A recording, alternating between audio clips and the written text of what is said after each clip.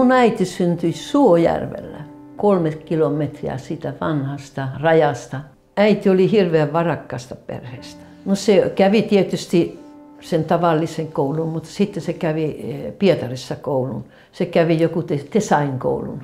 Tuli raskaaksi ja sitten se sai mennä avioliittoon. Mummo ja vaari, ne ei tykänneet, että hän olisi ollut sen Pekan kanssa. Kun se äiti oli nuori, se oli vain 17-ikäinen. Ja ne muuttivat Lahden Pohjaan, missä se Pekalla oli myös työpaikka. Ja muutaman vuoden perästä hän tuli alkoholisti. Ja äiti, niillä oli monta lasta jo.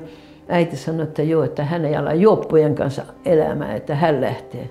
Ei lähtenytkään, kun siitä tuli sitten, se oli raitis monta vuotta.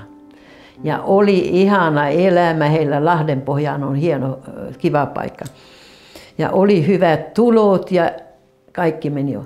Mutta se tuli, että äiti sai sen perinnön ja oli paljon rahaa.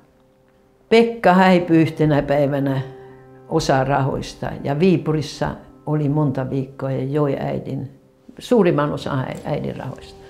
No sitten äiti sillä lähti heti pois. Se lähti jaakkimaan. Niillä oli 5 lasta, mutta hän piti vain siihen pienessä asunnossa yhden, että isommat lapset oli siirretty johonkin hoidettavaksi. Ja, no niin, ja sitten äitihän oli kaunis, viehättävä nainen ja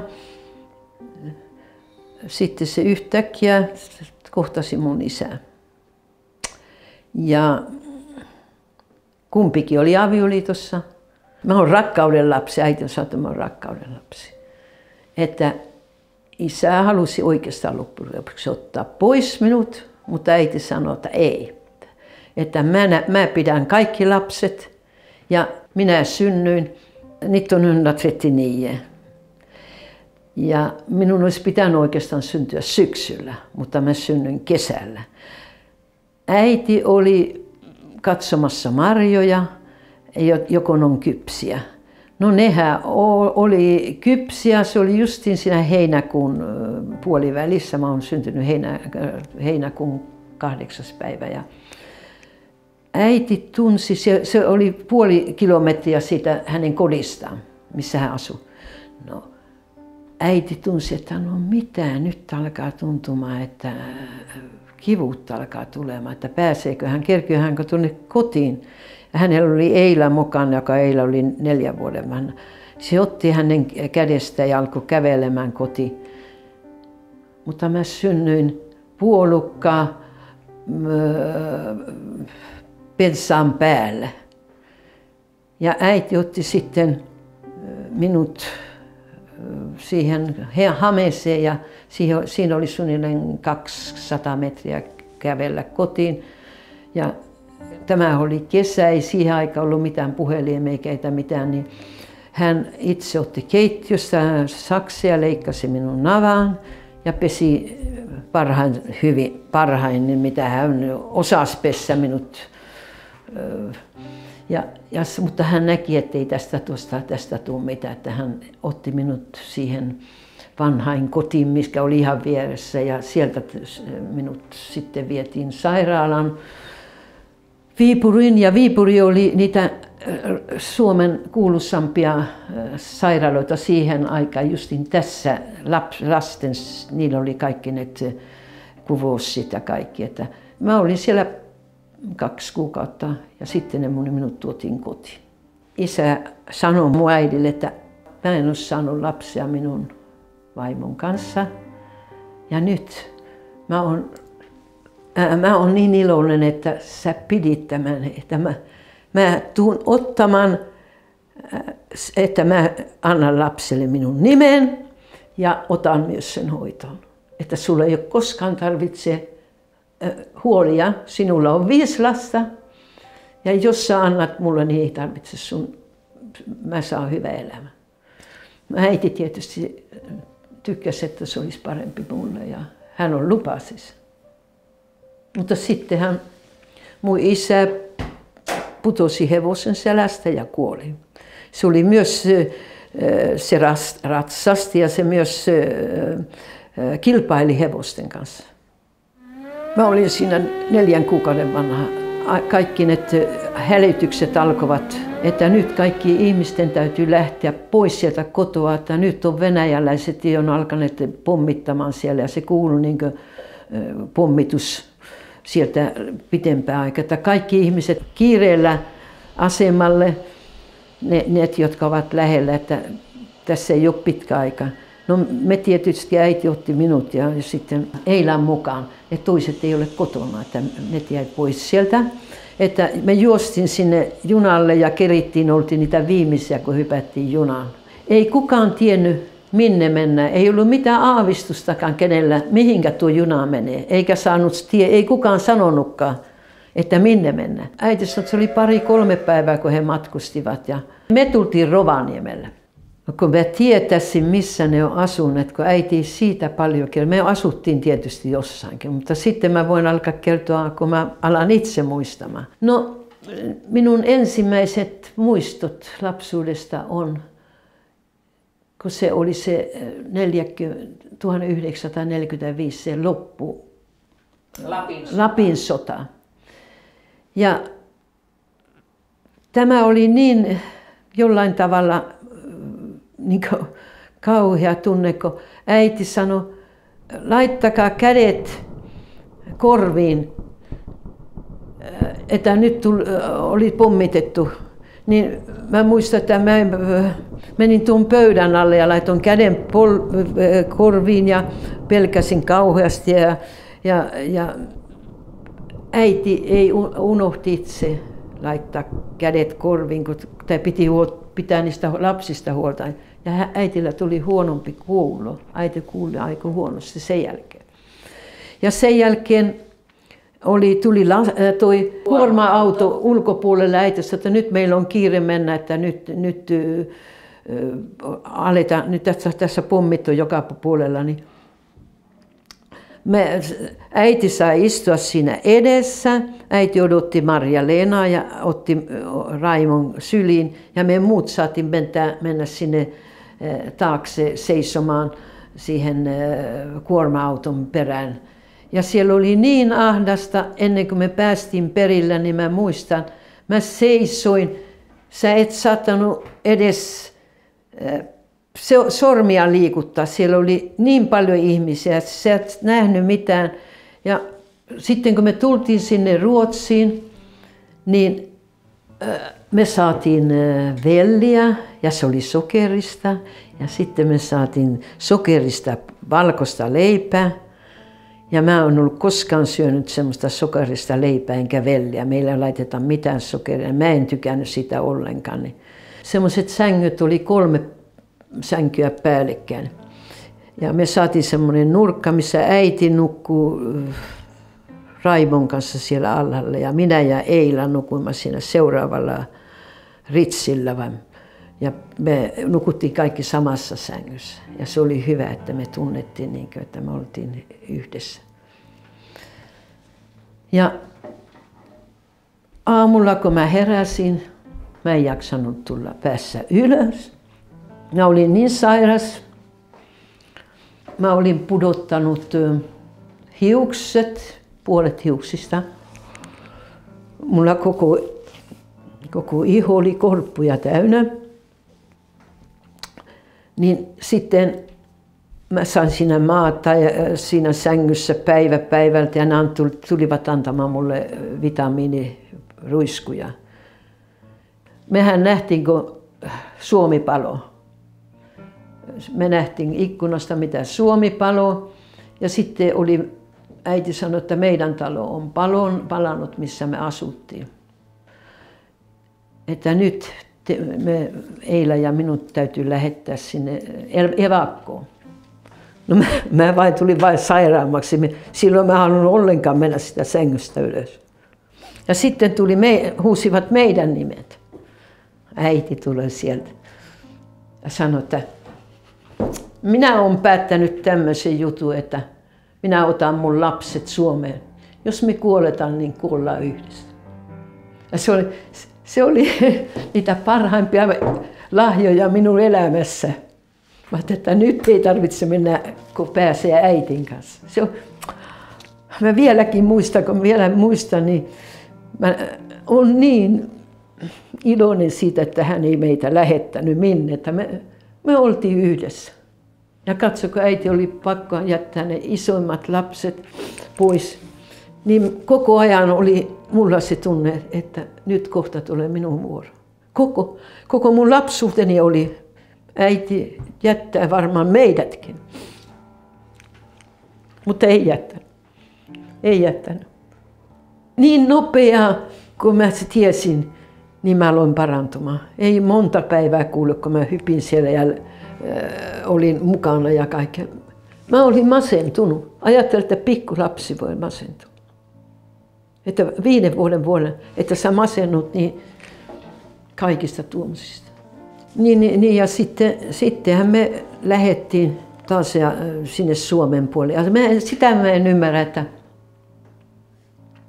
jos äiti tunsi tämän Eetin, mikä oli, hän oli gammal landsfiskal Ylitorniolla. Ja se on niitä ihanimpia ihmisiä minun elämässä, mitä mä oon tavannut.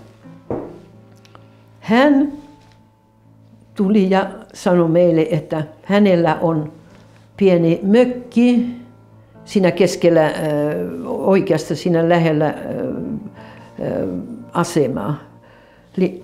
Ja me päästiin siihen mökkiin asumaan ja sitten Eeti sanoi näin, että joo, että te saatte asua tässä niin pitkään kuin te tahdotte, että löydätte paremman paikan. Kato, Suomessa oli niin poltettu, että siellä ei ollut mitään asuntoja. No niin, Eeti oli meille niin kiltti Eeli, että se auttoi meitä koko ajan. Hänen sisarensa oli Mataringissa, sillä oli kauppa. Se haki monta kertaa viikossa meille ruokaa, semmoisena viimeisen päivän ruokaa. Sä tiedät, niin, ettei muille myydä. Me saatiin ruokaa sieltä. Ja Eeti tunsi kaikki ihmiset Ylitorniolla. Siis köyhät ja rikkaat.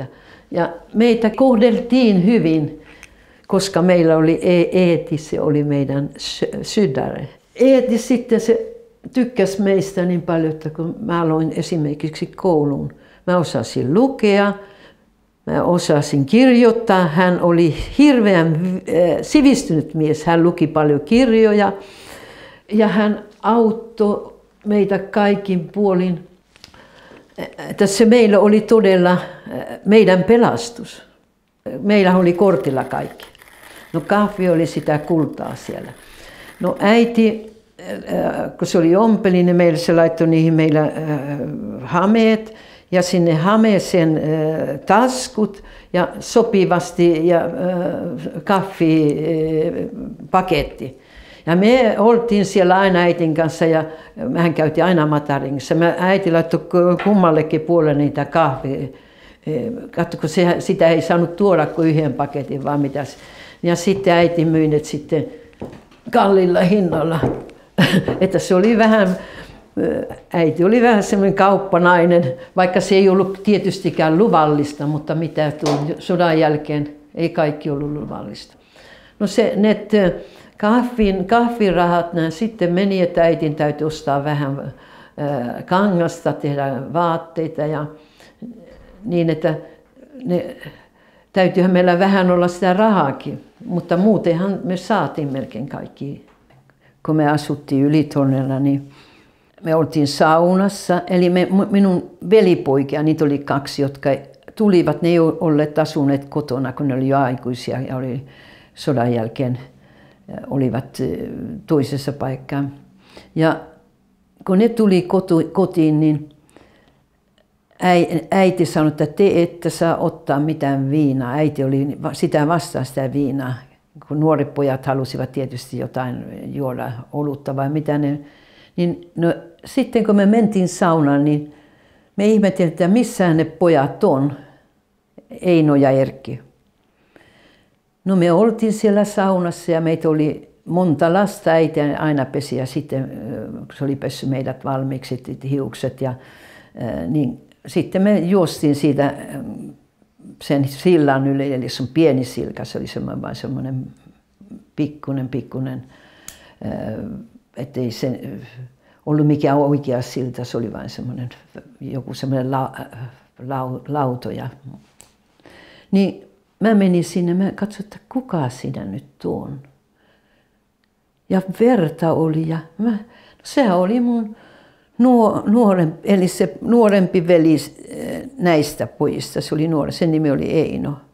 Se oli ihan verta koko se maa siinä täynnä, eli silta. Ja mä ihan kauhistuin ja mä juoksin sinne äitin tykään saunaan ja mä änkytin siinä, että äiti. Otin kädestä kiinni, mä en osannut melkein puhua. No äiti lähti tietysti, saattoi, että no kyllä tässä jotain on tapahtunut, niin me mentiin siihen. Hän tuli mukaan ja hän oli vain siis pyyhelina ympärillä ja ei mitään kenkiä ja odotti vauvaa 7 kuukautta. Ja me juostiin siihen ja oli varmaan 30 astetta ulkona pakkasta. No niin, äiti kauhistui ja se sitten lankesi siihen, eli se pyörtyi siihen Einon päälle eli viereen. Ja mä ihan kauhistuin, mun täytyi hakea ne pienet minun sisarukset sieltä saunasta, kun toinen oli 2 vuotta ja toinen oli vähän vanhempia. Mä vein ne sitten sinne, siitä ehkä oli 100 metriä meidän kotiin, niin mä vein ne sinne. Ja Eeti onneksi ei se asunut meidän tykään, mutta se oli siellä kamarissa, kun tämä oli lauantain, se tuli aina meidät tervehtimään. No mä sillekin änkytin ja mä en saanut melkein mitään, mutta kun lapset huusivat, niin tietysti mä otin sitäkin kädestäkin, kun mä en osannut puhua enää. Mä olin niin jollain tavalla järkyttynyt. No niin, Eeti lähti mukaan ja kauheassa näkee, kun ne makasivat, kun kuolleet siellä, niin heidät haettiin ambulanssilla. Mä pelkäsin koko ajan. Yölläkin, niin koko yön mä en voinut sinä yönä nukkua, että kun mä pyydin Jumalalta, meidät kasvatettiin siihen aikaan, oli aina Jumala oli lähestyä, että se oli Jumala tärkeä ainakin meidän kodissa. Niin mä pyysin koko yön, että Jumala auta, että äiti ja Eino selviä. Ja sitten tietysti me saatiin tietää jo aikaisin, että äiti oli selvennyt ja sai pienen tytön, jonka nimi oli Helka. Ja se oli niin pieni, ei painanut 2 kiloa ja äiti pääsi muutaman päivän perästä, olikohan se viikon, mutta kyllä se varmaan viikon oli sairaassa. Ja tuli kotiin sen pikkuvauvan kanssa ja tietysti me aina mä tykkäsin aina niistä pikkulapsista ja katsottiin ja ihailtiin sitä pikkutyttöä ja se oli niin pieni, että niin tähän käsiin, näin lyhyt se oli varmaan. Se oli niin kuin nukke. Eino oli pitkään sairaassa ja oli kyllä vähän vaarallinen siihen aikaan. Ei varmaan ollut sama hoito mitä tänä päivänä. Että me luultiin, että ehkä Eino ei koskaan tule kotiin, mutta tuli se sitten loppujen lopuksi kotiin ja siellä oli toinen keuhko ihan mennyt pilalle ja sitten elähän sitä yhdelläkin keuhkolla. Ja sitten mä en tiedä miten se saatiin kiinni se Erkki, mutta mä luulen, että se Erkki ilmoitti itse. Minusta tuntuu, se ilmoitti itse. Katso, kun se oli häipynyt sieltä ja se tuli ja tietysti kertoi äitille ja sitten se vietiin, se sai 2 vuotta vankilaa. Ja sitten kun me muutettiin myöhemmin Raunjärvelle, niin ne tulivat toisinaan ja hänellä oli aina se puukko kädessä kotona. Että mä oon kyllä sitä nähnyt sitä puukkoa, että mä niin pelkäsin, että se äiti ja kyllä äiti piti aina olla siinä välissä sitten. Että se oli kauhea. Se on kauhea minun lapsuudessa, että se oli aina kun mä tiesin, mutta se onneksi ei tullut ehkä 2 kertaa vuodessa ne tuli. Ja aina ne tulit yhdessä, mä en ymmärrä, mutta ne oli tietysti, kun ne oli selvinä, niin jo ne juoneet, niin ei ne silloin mitenkään olleet sen puukon kanssakaan Erkki. Täytyy antaa hänelle anteeksi. Hänet lähetettiin niin nuorena sinne sotaan. Ja äiti sanoi, että siitä ei tullut koskaan niin ihmistä enää sen jälkeen, että se oli niin hirveän. Meidän oli pakko muuttaa, kun no sehän oli justin se Eetin poika. Siihen rakennettiin se uusi sairaala justin sivulle. Niin että se sanoi, että meidän täytyy muuttaa. Mä luulen, että se saisi hyvän rahan siitä varmaan, kun se maa myytiin. Että meidän oli siinä mielessä muut. Ja sieltähän me muutittiin sitten sinne Raunujärvelle. Mä olin varmaan 9 vuoden vanha. Mä olin käynyt 2 vuotta koulua Ylitorniolla ja mä tykkäsin hirveän paljon käydä koulua. Ja Raunujärvellä siellä oli tervatehdas. Ja se tervatehdas, niin siellä oli jäänyt niitä taloja jäljelle, missä oli asuttu. Me oltiin ihan siinä maantien vieressä, että me päästiin aina Rovaniemelle eli Ylitornioon. Se oli tärkeä äitille, kun äiti kävi kerran viikossa. Se halusi mennä ostoksilla ruokaa Rovaniemelle eli Ylitornioon, eli Matarintiin. Että se oli ihan kiva paikka. Eetihän oli kuin meidän isä, eli isoisä. Ja joka kerran, kun meillä oli mahdollisuus, me hypättiin bussiin ja mentiin Eetin tykö. Olikohan mä vain 12 ikäinen, kun Eeti kuoli. Ja Pekka kuoli vuotta ennen. Mutta Pekkaahan mä en kyllä kaivannut, mutta Eetin.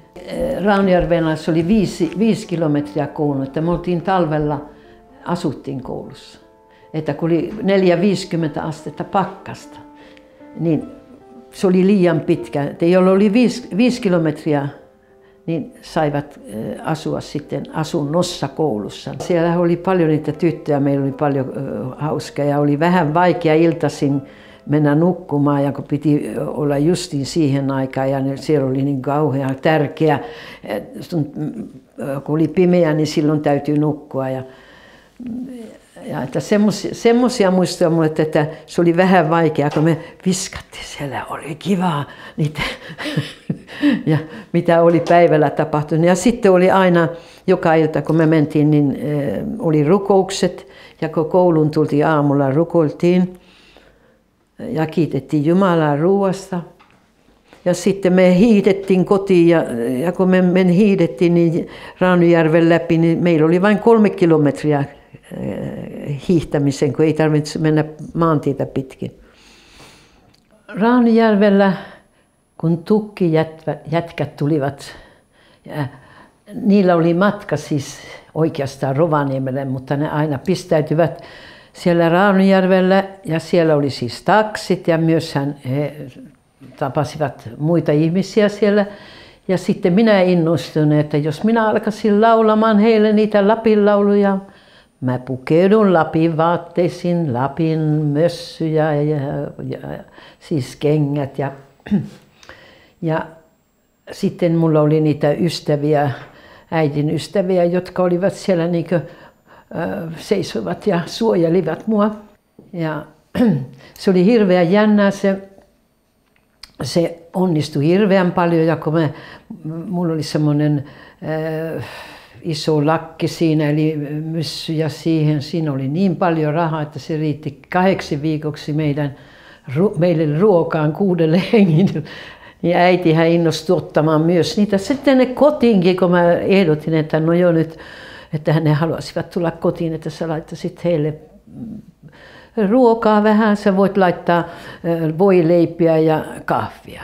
No niin, sähän äiti ymmärsit, että tämä olisi ollut hyvä bisnessi meille, niin seuraavan kerran ne tulivatkin meidän tykö ja sitten kysyivät ne jätkät, että no mitä Olka teet niiden viinojen kanssa, katsoko se oli kortilla viina. No äiti sanoi, että joo, et ei hän juo eikä mitään, no, mutta etkö sä vois ostaa, niin no minä olen ostanut koko ajan.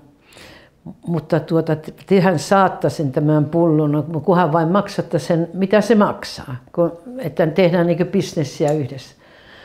No luuleko, että ne jätkät sitten vain siihen tyytyvät, ne antoivat varmaan 100 kertaa enemmän. Meillä oli kuukausipalkka, kun heidän käytössä. Ja sitten minä lauloin. No eihän ne tiedä, sitten sanotaan joo, että no Irman täytyy, mun nimi oli silloin Irma, nythän mä Irma Marjatta. Niin, sanotaan, Irman täytyy myös laulaa, että se kuuluu tähän programmiin. Että meillä oli todella kiva ja joka kuukausi ne tulivat. Ja me tutustuimme niihin. Ja siellä se oli niin ihanaa porukkaa, ettei uskossa, ettei ne ollut mitään sivistymättömiä. Kyllä ne paljon kirosivat kyllä. Ja sitä mä voin sanoa. Äiti ei kironnut ollenkaan, mutta sen jälkeen kun ne oli olleet siellä, niin kyllä äitikin alkoi kiroilemaan. Se tarttui se kiroaminen. Me muutettiin Meltosjärvelle Harjun päähän ja se oli... Mä olin 13. Mä kävin ne loppuvuodet koulun siis Meltosjärvellä. Ja mä olisin halunnut mennä kauppakouluun. Mutta me ei saatu rahaa ja se oli mulle suuri pettymys. Jos mä oon joskus ollut kateellinen jolleen muulle, niin mä oon ollut niille, jotka saivat jatkaa koulua. Kun mä rakastin käydä koulua. Sitten mä ajattelin, että nyt on aika lähteä täältä pois, kun ei edes koulua saa käydä. Niin minun sisko asuu Tukholmassa. Niin mä menin Savottaan töihin. Ja sieltä, että mun täytyy saada ne rahat sinne matkoille. Ja olin siellä 1,5 vuotta Savotassa, mutta en kesällä, kun olin. Niin ja kyllä sielläkin oli oma opetus. Ja minusta on hyvä, että mä oon senkin elämän nähnyt. Se antaa rikkautta. Mun ei tarvitse lukea mitään siitä niiden elämästä. Mä tiedän, mä oon elänyt heidän kanssaan 1,5 vuotta. Mä aloitin laulamisen ja sillä mä en pelännyt lähteä sinne. Mä tykkäsin niistä, ne oli olleet meidän kotona ja kaikki. Se oli ihan mulle luonnollista. Aamulla 5 täytyy herätä ja alkaa tekemään poron käristystä. Se oli joka aamu sama homma. Niille täytyy olla voileivät mukaan, tehdä voileivillä kaikki mukaan. Ja sitten illalla oli aina melkein lihaa, harvemmin kalaa, lihaa niillä, koska heidän työnsä oli hirveän kovaa. Ja siellä oli monen tapaisia ihmisiä ja paljon sivistyneitä ihmisiäkin.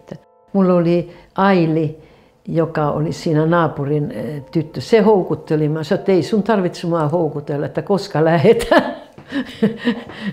Mulla oli rahaa, mä olin säästänyt rahaa. Ja, että me lähdettiin Purosiin. Ja tämä oli, kuule, mä olin siellä 2-3 kuukautta Purosissa ensinnä työssä, vaatetehtaalla. Ja sitten mun sisar se Eila, se soitti, että tuu käymään täällä Tukholmassa. No se oli sitten, alkoi eri aika täällä Tukholmassa ja minun piti mennä takaisin sinne Purosiin. Mutta tännehän mä jäin tietysti, kun se oli mun sisar ja se halusi myös, että mä jään. Ja tämä oli näin tarkoitus, että mä opin ruotsin kunnolla ja mä menen Helsinkiin ja alan käymään jotain koulua siellä. Mä en tiennyt mitä koulua, joku designarikoulu, eli sitten teatterikoulu, eli laulu ja teatteri, se oli kanssa mielessä, eli designer. Mä ajattelin, että mä täällä on Tukholmassa, että mä opin ruotsin kielen kunnolla. Ja sitten mä lähden Suomeen ja siellä sitten Suomessahan on, koska meillähän on 2 kieltä, niin se on helpompi saada työtä ja helpompi käydä koulua. Ja mä ajattelin, että mä jään tänne vuoden. Eli, tämä kuva on otettu Rovaniemellä. Se on viimeinen kuva, kun mä muutin Suomesta pois. Ja mä tulin tänne Ruotsiin. Ja tämä on ensimmäinen kuva täällä Ruotsissa. Ja mä luulen, että se on otettu Tukholmassa. Mä ajattelin just, että kun mulla on varmaan kiharat päässä, sitä mä aina katson, että äiti sanoi, että joo, että kun ottaa kiharat, niin sitten sitä on aikuinen. Siihen aikana. Ensimmäinen työ, se oli Lyma-fabrik. No siellä oli niin paljon suomalaisia, siellä oli suomalaisia ja italialaisia. Kuinka paljon vain, että mä puhuin suomea. Ja minä halusin siis oppia sitä ruotsia ja mä ajattelin, että se on parempi, jos ottaa ravintolaan, koska siellä tapaa paljon ihmisiä ja saa myös puhua. Niin mä hain työn sinne Restaurang Uuden. Mä tapasin ihan ja mä tykkäsin niistä ihmisistä. Se oli yksi, ne olivat siinä vanhempia. Mähän olin vain silloin 20-ikäinen, niin sitäkään melkein 19, 20. Kyllä mä olin 20 täyttänyt just. Niin yksi pariskunta, ne oli kihloissaan. Ja ne aina oli useasti siellä ravintolassa ja ne oli vähän vanhempia kuin minä. Ja me oltiin niin kuin ystäviä, ei siinä me emme ollut koskaan tavattu niin kuin ulkona. Mutta siellä ravintolassa ne puhuvat aina mun kanssa. Ja sitten yhtenä päivänä, eli iltana, niin mä odotin sitä raitiovaunua. Mä asuin siis Hunskattanilla. No niin, mä odotin ja odotin, eikä raitiovaunu tullut. No sitten tuli sen kaveri sinne ja se sanoi, että joo, että hän ajaa sinut kotiin. Mä sanoin, että en minä lähde sun kanssa, että kun mä odotan muuten mä otan taksia, että jos se ei tule. No se ei tullut mä en tiedä miksi se ei tullut se raitiovaunu. Niin se sanoi, että ei sun tarvitse pelätä, sähän tunnet minun morsiamme ja kaikki. Mä ajan sinun kotiin, että mä tiedän, että sä alat huomenna työhön 10, että sä jaksat sitten. No niin, mä ajattelin, että no, minä menen siihen autoon, että sehän on kiva. Mä sanoin, että minne sä oot menossa? Ei tämä ole Hunskattan, etkö sä osaat Tukholmaa? Eikö me käydään ensin meidän kesäpaikalla? Mä olin niin vihassa ja mä olin semmoinen, en sanonut mitään, mutta mä ajattelin, että no eihän tästä pääse minne. Että nyt istun tässä ja sitten mä lähden pois sieltä, vaikka juoksan metsän läpi, kun mä tuun sinne. No se meni sanoi, että joo, että hän keittää kahvia, että tuu sisälle, että sä saat kahvia. Sitten hän heti sinut ajaa kotiin. Mä olin juonut sen kahvin, niin mä menin ja avaamaan ovea, niin se juoksi ja laittoi lukkoon oveen. Mitä sä teet, että mä en ole tästä kiinnostunut, että nyt sä ajat minut kotiin ja mä vihastuin sille. Se löi mua kasvoille ensimmäisen kerran. Ja mä tietysti pelästyin silloin, että kun se alkaa lyömään mua. Ja sitten se tuli lähemmäksi ja alkoi pussailemaan mua ja kaikki. Silloin mä kauhistuin niin kauheasti. Ja mä yritin häntä sanoa, että älä tuu, sulla on morsia ja mitä sä noin voit tehdä. Niin se sanoi, että joo, että nyt hän haluaa, että sä oot hänen kanssaan. Sitten silloin mä kyllä vaan muistan, että mä ymmärsin, että tässä nyt tässä on kyllä paha paikka. Hän on siis raiskannut minut, mutta se on niin lyönyt paljon mua, että mä olin tiedoton.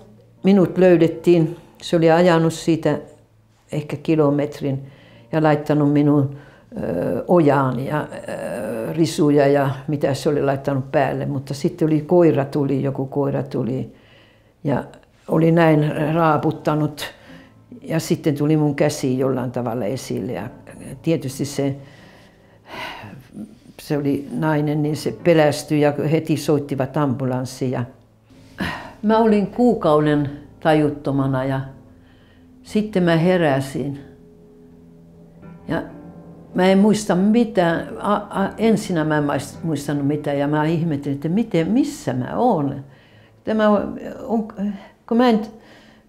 Se oli niin pahoin pitänyt minua, että mulla meni niin huonoksi se muistikin, että mä en ainakaan alussa muistanut. Sitten mä olin aika pitkään siellä sairaalassa ja Mä olisin kyllä halunnut saada jotain sitä apua, koska tämä mulla oli se pelko niin kauhea. Sitten, että se mua vähän hidasti siinä kaikissa.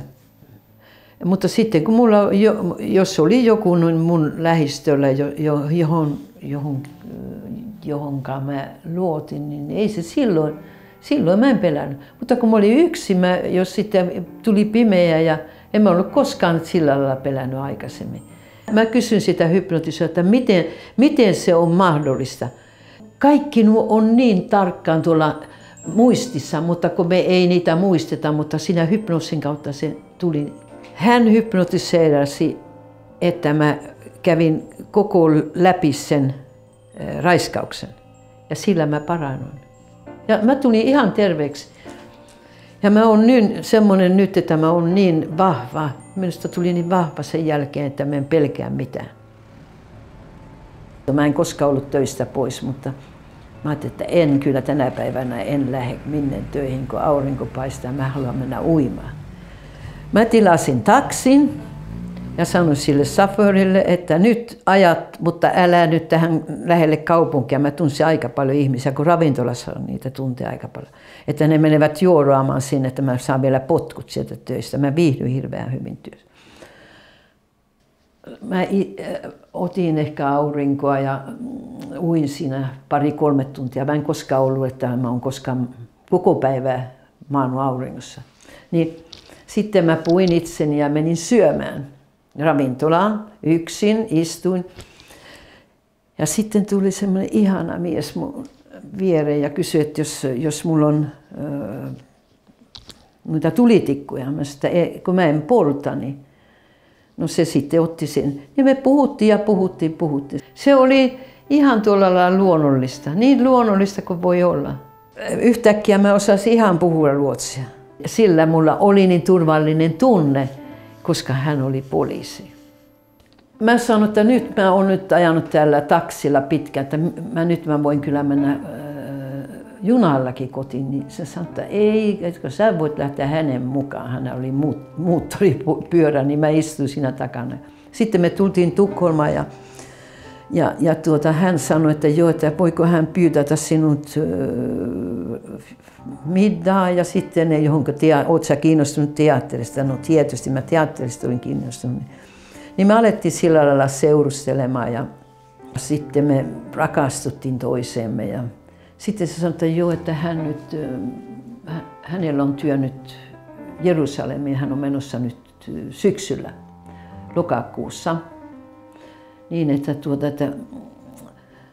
ja mä sanoin, että joo, että no kyllä minä odotan, se piti olla 1,5 vuotta. Kyllä minä odotan. No niin, me oltiin siinä oli suunnilleen kuukausi ennen. Niin se sanoi, että ei, että haluatko mennä naimisiin minun kanssa? No tietysti mä haluan, no, mutta sinun täytyy sitten lähteä Jerusalemiin. Mielelläni mä sanoin. No se oli hirveän jännää tämä juttu, että pääsi Jerusalemiin ja mulla ei koskaan lentänytkään, niin se oli todella yllätys. Ja sitten kun me oltiin niin rakastuneita, kun me istuttiin siinä ja hän pidettiin kädestä kiinni, mulla oli semmoinen turvallinen tunne ja sitten kun me laskettiin sinne, niin siellä oli sitten odottamassa meitä hieno auto ja meillä oli tilattu hieno hotelli, missä me asuttiin. Se oli ihan keskellä Jerusalemia ja lämmin ilma. Oli ihana ilma, se oli lämmin. Jerusalemi on vähän korkeammalta, siellä ei ole niin kuumaa kuin muualla. Ja nythän oli syksykin, ettei se, mutta muutenkaan ei ole. Ja justiin tämä tunne, se oli niin kuin ihan tusen och natt. Minulle se olisi tusen och natt. Sitten me mentiin hotelliin ja me oltiin jo samana iltana pyytäisi heidän kotiinsa. Se oli ihan siinä keskellä Jerusalemia, eli voi sanoa niin kuin, ja ystävällisiä ihmisiä ja just tämä rouva, jonka luonamme se oli englantilainen ja hän oli koko ajan minun ystävä, kun me asuttiin Jerusalemissa. Se auto, sillä oli autokortti, mulla ei ollut siihen aikaan autokorttia. Ja mun mies piti olla töissä, niin me mentiin kerran Tel Aviviin ihan siinä alussa. Ja me mentiin, mä aina olen rakastanut uimista, niin me mentiin rannalle ja siellä oli semmoinen punainen lippu, ettei saa mennä uimaan. Ja mä en ymmärtänyt sitä oikein. Mä sanoin, että en minä mene uimaan, mutta mä vain kävelen siellä rannalla ja ilman kenkiä. Se oli ihana se kuuma, se lämmin hiekka. Ja yhtäkkiä aloin menemään niin pitemmälle ja mä en päässyt pois sieltä. Mä ajattelin, mitä tässä, en mä ymmärtänyt sitä, kun eihän Suomessa eikä Ruotsissa että semmoista ole. Eikä kukaan ollut mulle selittänytkään, että se on niin vaarallinen, että kävellä siellä rannalla. Niin se yhtäkkiä mä menin ja mä ajattelin, että no eihän tässä mitään hätää. Ja mä yritinkin päässä siis maalle. Se ei mennyt. Mä menin vain pitemmälle ja pitemmälle sinne merelle. Sitten mä ymmärsin, että nyt mä en koskaan tästä selviä enää. Että tämä on nyt tällä lailla, kun mun täytyy kuolla. Mä laitoin vain kädet näin selän taakse näin, ja silmät kiinni. Ja sitten yhtäkkiä mä heräsin. Oli tullut semmoinen iso aalto, joka oli ottanut ja heittänyt minut rannalle ja antoivat mulle tekohengitystä. Ja ne sanovat, että tämä on ehkä 10 000 ihmisistä yksi pelastui tuolla.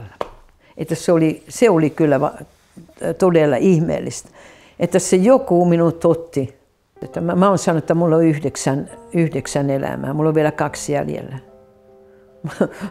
Mä oon lukenut, että mulla on 7 ollut aika lähellä semmoisia pahoja tapauksia. Me oltiin niin onnellisia, mutta puuttu tietysti lapsi. Ja vielä mulle se oli tärkeää, koska mä olin kotona. Mä en saanut tehdä mitään Jerusalemissa töitä. Mä en sitten tehnyt mitään muuta, kun mä vähän opiskelin. Mä opiskelin ranskaa ja mä opiskelin englantia. Mulla oli omat opettajat ja kävin ostamassa vaatteita ja ompelin. Ja sitten kun mä toivottiin sitä lasta, no minä tulin raskaaksi. Mutta mä sain siis keskenmenon ja se oli iso menetys, mutta sitten taas sen yritettiin ja taas sen tuli raskaaksi. No, sekin lapsi meni justin 3 kuukauden vaan, 3 kuukauden jälkeen. No taas sen tehtiin yrityksiä ja 3. kerran meni keskenmeno. Silloin me haettiin apua, että tässä on joku täytyy olla vika. Niin me saatiin niitä parhaimpia lääkäreitä, mitä voi olla. Se oli se Oppenheim ja hän antoi niitä ruiskutuksia ja mä en tiedä mitään, mutta ainakin poika syntyi. Ja nyt on, että Sofia Loren, joka oli sama, että hän ei saanut lasta, hän oli myös Oppenheimin luona. Että se oli kyllä todella kuuluisa lääkäri. Poika syntyi ja äiti sittenkin, mä kerroin äiti, että nyt alkaa, että onko se, mä pelkäsin vähän sitä synnytystä. Ja mä kysyin äiti, että no miten se nyt, onko se käykö se kipeä, kun synnyttää, että nyt on, mulla nyt on kohta tulee. No ei käy, se on niin kuin käydä vain tualetissa. No mä luulin aina, sitä äitiin luulen, että mutta kyllä oli toiset asiat, kun mä sain sen lapsen. Se 24 tuntia olivat ne kivut.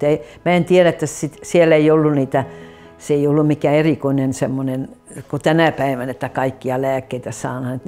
Oli kyllä niin pirteä, että ei olisi uskonut, että tuli niin pirteä. Ja paino 4 kiloa, että ei ollut mikään pikkuinen poika.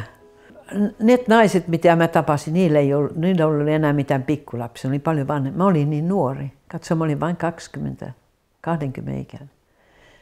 Niin ja sittenhän me asuttiin siellä Jerusalemissa. Yhtäkkiä tuli muutto sitten sinne Damaskoon.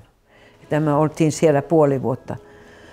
Mutta ja poikahan oli syntynyt ja sillä oli aina se vatsa kipeä. Käytiinhän me lääkärissä, mutta ei se parantunut ennen kuin me tultiin kotiin. Sitten me lopetettiin, että kun se poika tuli sairaaksi. Me tultiin Haifasta, meillä oli varmaan semmoinen lyxreessa med båten. Siis laivamatka. Ja meillä oli semmoinen niin lyksinen reissu, että mä en ole koskaan ollut semmoisessa. Ne oli ihan eri paikoissa niillä, jotka oli rahaa. Ja sitä poikaa, minun pikkupoikaa, siellä oli ne kaikki rikkaat amerikkalaiset, niin nehän sitä hoivailivat. Ja, että mä oon senkin kokenut, että miten ne kaikki ne rikkaat, maailman rikkaammat ihmiset siellä matkustivat. Ja siellähän mä tulin taas sen raskaaksi. Mä ajattelin, ei tästä nyt tule mitään, kun mä vielä selvin oikeastaan. Voimat ei ole tule takaisin. 3 keskenmenoa ja sitten vaikea synnytys. Ja poika oli vain 5 vuoden vanha. Kun me tultiin Tukholmaan, niin meillähän oli täällä minun miehen sukulaiset, että me asuttiin ensin heidän tykönä. Ja sitten meillä oli asunto tuolla. Minun mieshän oli töissä Solnassa, se oli poliisi, se oli poliisi-inspektööri silloin. Ja hetihän kun me tultiin sinne, niin mä sain paljon niitä ystäviä, joilla oli samanikäisiä lapsia. Että mä aika hyvin sopeudun tähän Ruotsinkin. Sitä mä ajattelin, kun me tienattiin hän tienasi hirveän paljon rahaa Jerusalemissa. Ja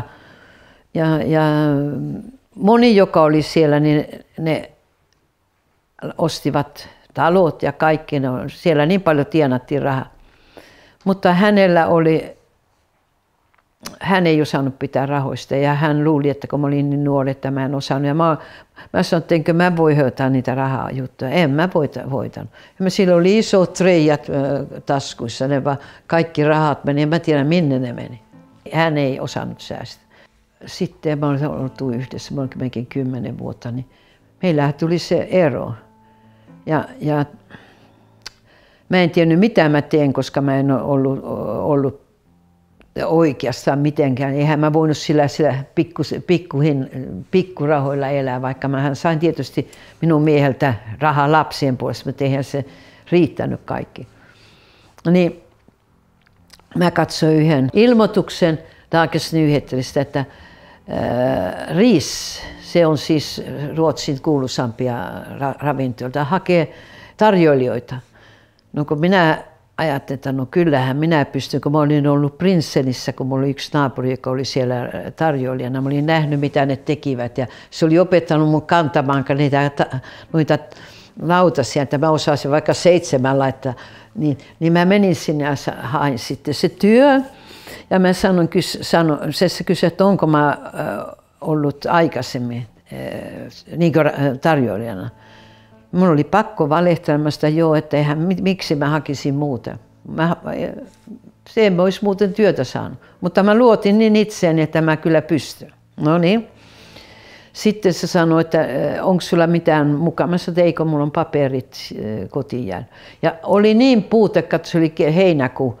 Ei ollut ketään heillä, jotka olivat, niin se luotti. Ja mä olin tietysti niin luottavan näköinen. Ja vaikka mä vähän valehtelin. No niin. Hovimestari antoi mulle sen ja mä tilasin,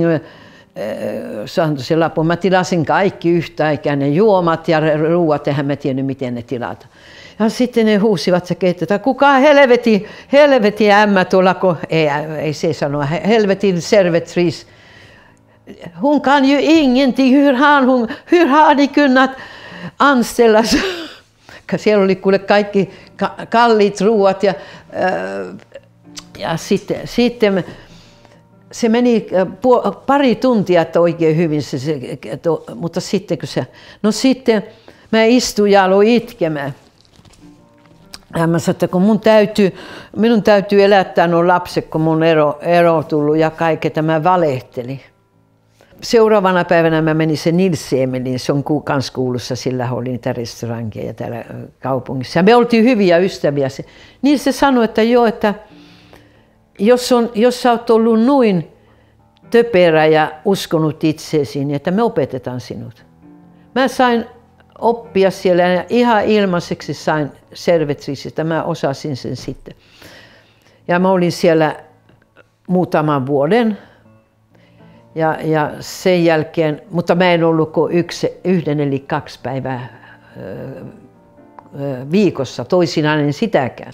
No niin, sitten kun mä olin aikani siellä töissä siellä RIS, niin mua ehdotettiin, että mä saisin alkaa työhön tuonne Prinseniin. Ja siellä Prinsen oli niitä siinä mielessä kuuluisampia myös ravintolta, koska kaikki taiteilijat käyvät.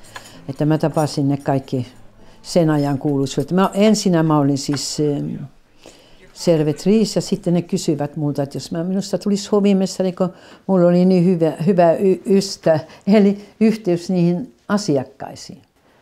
Mutta sitten mä olin siellä kerran viikossa ja toisina olin pitempään.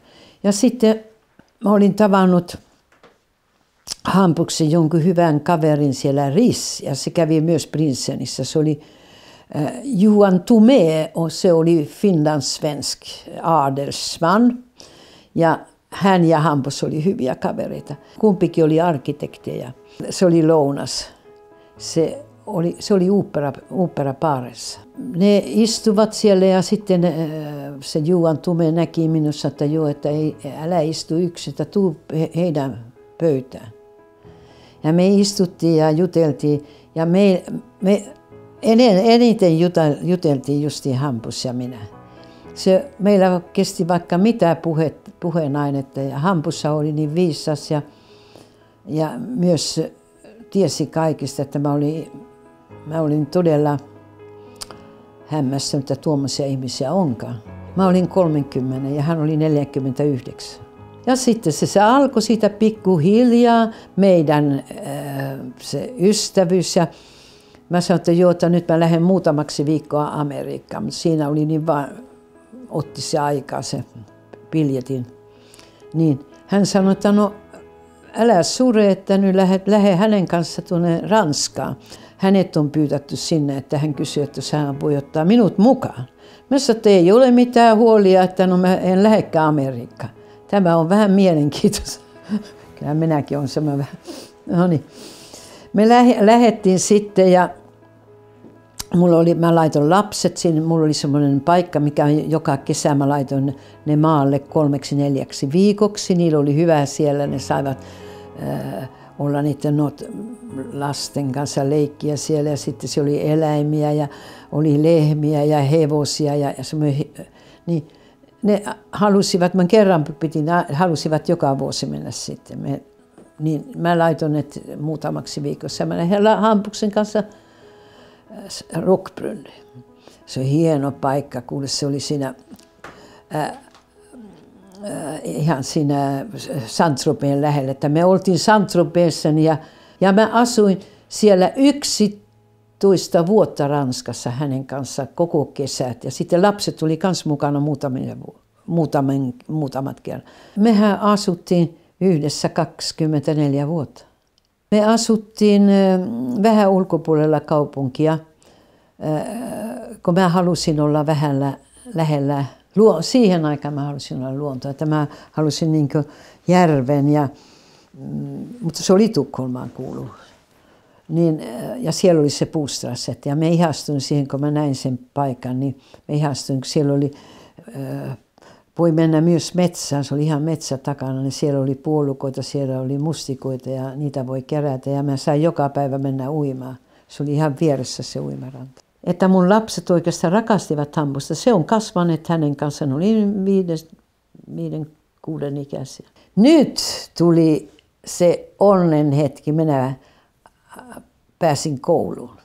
Minä otin ylioppilaaksi luin samalla kun mä olin kotona ja ehkä olin kerran viikossa töissä ja toisinaan en ollut sitäkään. Kun mulla oli yksi, minun nykyisinkin, vieläkin mä tapaan sitä René Nuuston, sillä oli galleria keskellä kaupunkia, se oli René Victor.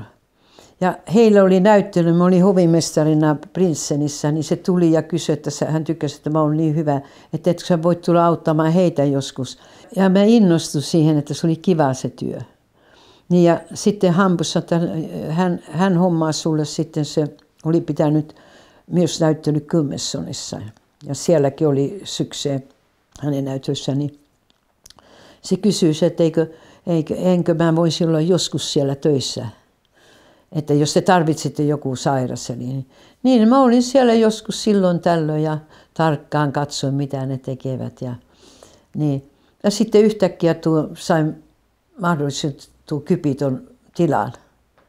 Se Hampushan tunsi se talonomistaja. Se oli aika vanha, niin se lopetti sen työn ja tuli esille, että se on vapaa.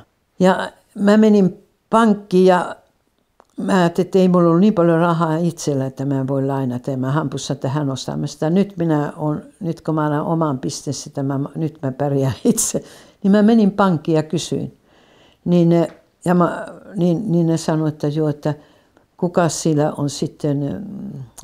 Mä sanoin, että ei mulla ole mitään todistajaa. Mä sanoin vain kovasti, että olisinhan mä saanut sitten, mutta mä vaan sanoin, että nyt mä haluan itse näyttää heille, että mä pystyn. Ne sanoivat, että ei he voi ilman. Mä sanoin, että jos se ei passaa, niin mä menen toiseen pankkiin. Ne juoksivat mun perään ja sanoin, että se on okei, että he ottavat gallerian sen paikan seikrehet, takuudeksi. Ja se oli hyvä juttu, kun mä sain itse varmuutta, että jos sä oot kyllä semmoinen päättäväinen ja ne huomaavat, niin silloin sä voit tehdä mitä vain. Sixten Lundbom. Ja hän asui vastapäätä sitä ja Hampushan tunsi hänet ja sitten Hampus sanoi, että joo, että eiköhän Sixten Lundbomissa voisi pitää näyttelyt, kun se asui noin lähellä. Niin mulla oli semmoinen sykse, että Hampushan tunsi myös Stig Johanssonin, joka oli konstkriitikko, että se kirjoitti koko sivun Sixten Lundbomin näytöstä. Se, että ensimmäisenä päivinä me myytiin koko näyttely. Ja kaikki, ei ollut mitään, kun se tulivat katsomaan, niin kaikki oli myyty. Ja tämä Stig Johanssoni, Hampus kysyi häneltä, että Marjatta, voiko hän tulla mukaan siihen, kun sä käyt katsomassa niitä kaikkia näyttelyitä, niin kerran viikossa. Niin hän sanoi, että se on okei, että mä olin hänen kanssaan monta vuotta ja kaikki koko Ruotsin kuuluisammat ja ei kuuluisammat, mutta kaikki galleriat, ne luulivat, että minusta tulee taidekriitikko. Hampus sanoi, että joo, nyt sulla on galleria, se ei riitä, että sun täytyy myös lukea taidehistoriaa. Koska mulla oli myös työ, niin mä ajattelin, että se riittää. Mä luin koko se taidehistorian, että mä tiedän, mitä nuot kaikki, mikä se taide ja arkkitehtuurina teemme. Päivät tein töitä ja illalla luin sitten niitä.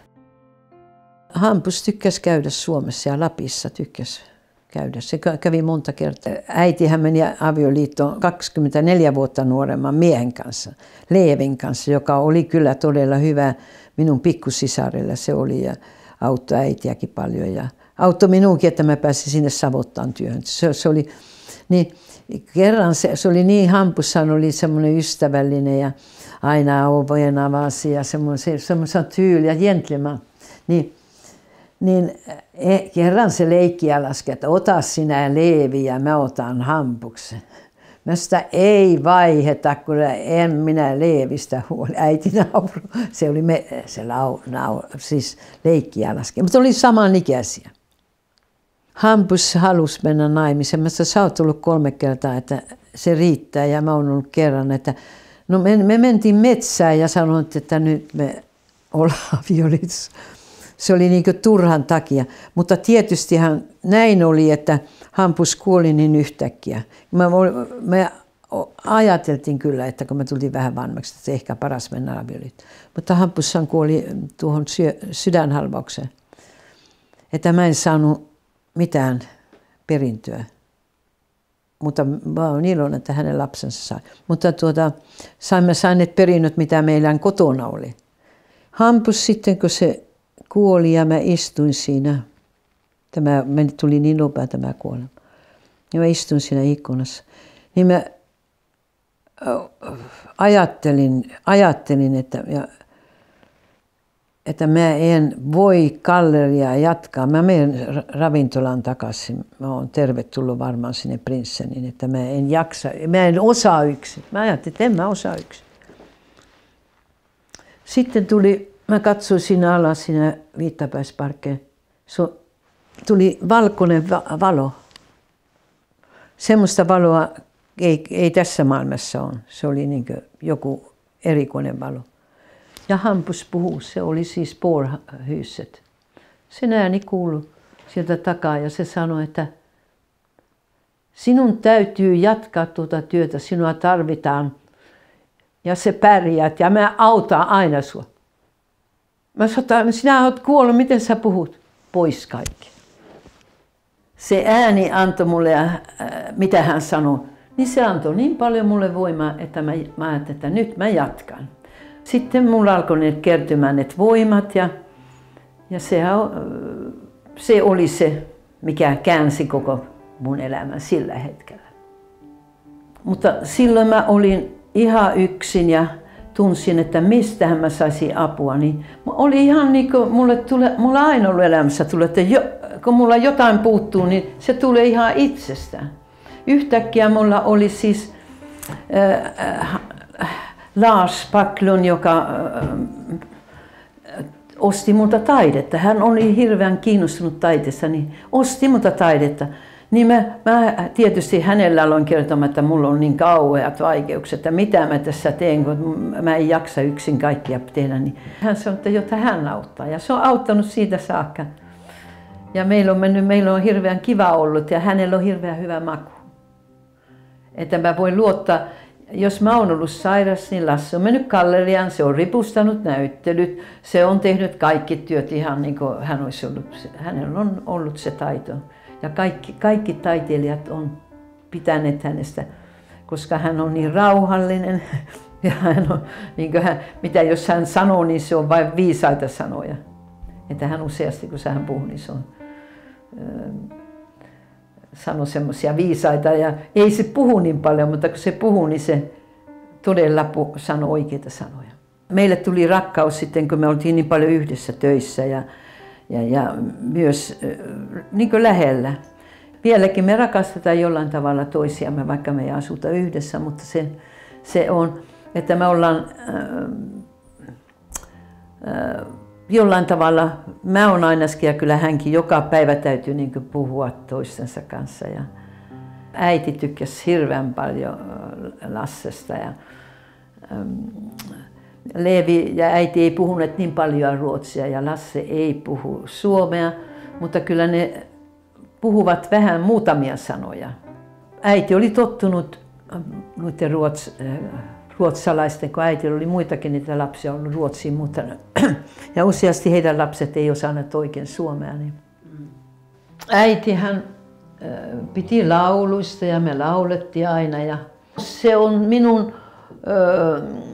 perintö sieltä Suomesta ja kaikki se, mitä mä oon saanut Suomesta, ne on karjalaiset laulut ja Lapin laulut. Eikä me muita lauluja laulettukaan, karjalaisia ja Lapin lauluja. Mutta mä en koskaan ajatellut, että minusta tulisi mitään laulajaa. Että mä aina lauloin vain siinä ilon vuoksi ja olen aina laulanut ilon vuoksi. Jerusalemissa, kun mä asuin, niin siellä mä aina lauloin karjalaisia lauluja. Kun mulla oli jotain ikävä kotiin, niin mä lauloin karjalaisia lauluja. Ja sitten mä tulin siis iloiseksi niistä lauluista, että mä oon pitänyt ne karjalaiset laulut aina niin lähellä, mitä mun sydäntä, mitä voi olla.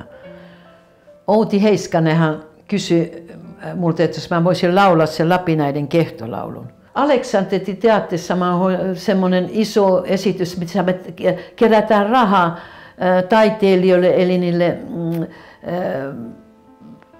niin, että jos sä voisit laulaa sen Lapinäiden kehtolaulun, laulapa mulle se, Outi sanoi, kun Outi oli minun parhaimpia ystäviä. Ja vielä sitten sanoi, että se on hyvä, kun sä oot lappalaisen näköinenkin. Sillähän mä sanoin, että jaha, onko mä lappalaisen. Se ei ole kyllä ensimmäistä kertaa sanottu, vaikka mä oon karjalainen, mutta mä oon lappalainen kanssa. Ja se laulu meni hyvin ja moni tuli, kun mä olin vähän hermostunut, eihän mulla koskaan tuommoiseen isoissa tilaisuudessa laulanut. Ja kun mä lauloinkin siinä, niin eihän mä nähnyt ketään ihmistä, se oli niin, valot tuli niin vahvat, että mä vain olin siinä, niin mä tunsin aika turvalliseksi itseni, vaikka siellä oli kyllä 1000 ihmistä. Ja sittenhän mä oon koko ajan laulanut ja laulanut. Ja tämä Karjalan levy, niin se on ollut niin tärkeää mulle, että nyt mä oon niin ajatellut, että nyt ne äidin laulut on tuolla muistossa. Aavan meren tuolla puolen jossakin on maa, missä onnen kaukorantaan lainen liplahtaa, missä kukat kauneimmat luo aina loistetaan. Siellä huolet huomisen voi jäädä unholaan. Oi jospa sinne satumaahan vielä käydä vois, niin sieltä koskaan lähtisi en linnun lailla pois. Koska tämä on mun elämää. Mä oon sanonut monesti, että mä kuolen nyt saappaat jalassa. Että jos mä lopettaisin tuo työ, mä luulen, että mä kuolisin heti, koska mä oon liian vilkas. Mä oon vilkas itseltä, karjalaiset on vilkaita, niin mulla täytyy aina olla jotain hommaa. Jos mä täällä vain istuisin ja katsoisin noita lintuja ja kuuntelisin kirkonkelloja, niin kyllä mä luulen, että mä en toipu siitä. Över morgondagens oro glömskan vävseglat. Här kom jag en enda gång, fick flyga över dit. Då skulle jag bli stamfågel och aldrig komma hit. Men utan vingar som jag är så får jag hållas här. Blott tanken som är snabb och fri kan stundom vara där.